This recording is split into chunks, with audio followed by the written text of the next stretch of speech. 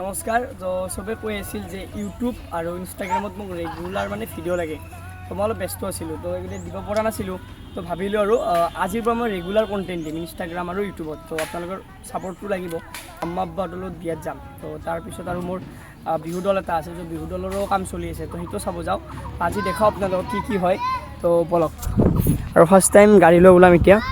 তো গমেই পাইছে বহুদিন পিছত, আৰু চবেই গম পায় মোৰ মানে ঘৰৰো কাম চলি আছে, আৰু এইপিনে নতুন ফাৰ্মিঙৰ কাম।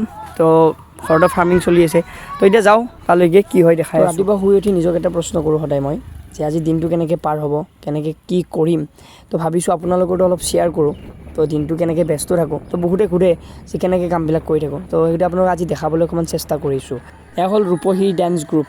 তো ইহঁতক অলৰেডি মই আগতে এবাৰ লগ পাইছোঁ, কিন্তু আজি মই ছেকেণ্ড ডে লগ পাইছোঁ ইহঁতক। মানে মোৰ চিনাকি তাত দুজনমানেই আছে, বাকীবিলাক নতুন হয়। তো এবাৰ মই চাব গ'লোঁ, কাৰণ যিহেতু এই বছৰটো একেবাৰে থাকিব মোৰ লগত, তো ভালকৈ আমি লগ পাই থাকিম। তো এইবাৰ আলোচনা কৰিলোঁ। তো আলোচনা কৰি ধুনীয়াকৈ ডেন্সবিলাক চালোঁ, চাই ভাল লাগিল। তো এয়া আছিল, বহুত ভাল নাচিছে। আপোনালোকে যোগাযোগ কৰক। তো গ্ৰুপটোৰ পিছত আহি এতিয়া প্ৰেজেণ্ট ল'ব লাগে, সিহঁতে বিয়া আছে। তো মানে ৰেগুলাৰ কণ্টেণ্টত কি হয় মই দেখাব চেষ্টা কৰিম। তো কৈ থাকে আৰু মানুহে ভিডিঅ' বনাব লাগে। তো বহুত দিন বনা নাছিলোঁ, এতিয়া বনাম। আৰু সিহঁতে প্ৰেক্টিচ কৰি আছে। এইপিনে আম্মা আব্বাক লৈ বিয়া লৈ যায়। এতিয়া ফাইনেলি পেকিং হৈ গ'ল। তো আৰু পাৰ্চেলটো আহি পালে, কিন্তু এইটো মই যোৱাকালি লৈছিলোঁ, কিন্তু এতিয়া ৰিটাৰ্ণ ল'বলগীয়া হ'ল, কাৰণ পাৰ্চেলটো দিছিলোঁ তাইৰ কাৰণে, কিন্তু বস্তুটো অলপ বেয়া লাগিল। তাইক এতিয়া আকৌ ৰিটাৰ্ণ কৰাই দিলোঁ।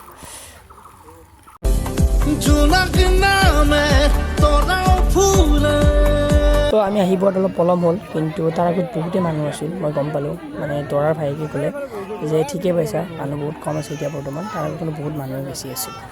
এবাৰ আকৌ দৰাক এবাৰ মাত দিলোঁ।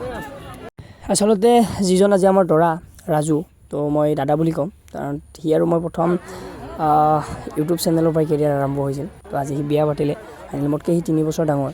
তো আমি এনেকৈ ইউটিউব কেৰিয়াৰ আছিল।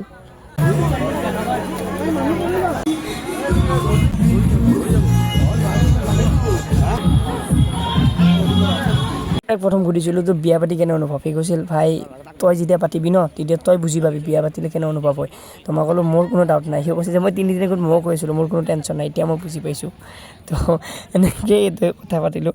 তো আজিৰ ভিডিঅ'টো এইখিনিতে এৰিছোঁ, কাৰণ মোৰ আৰু বহুত কাম আছে। গতিকে নেক্সট ভিডিঅ'ত লগ পাই আছোঁ আপোনালোকক, আৰু ইয়াতে অকণমান কথা পাতি ইয়াৰ পৰা ওলাই দিলোঁ। তো নেক্সট ভিডিঅ'ত লগ পাই আছোঁ।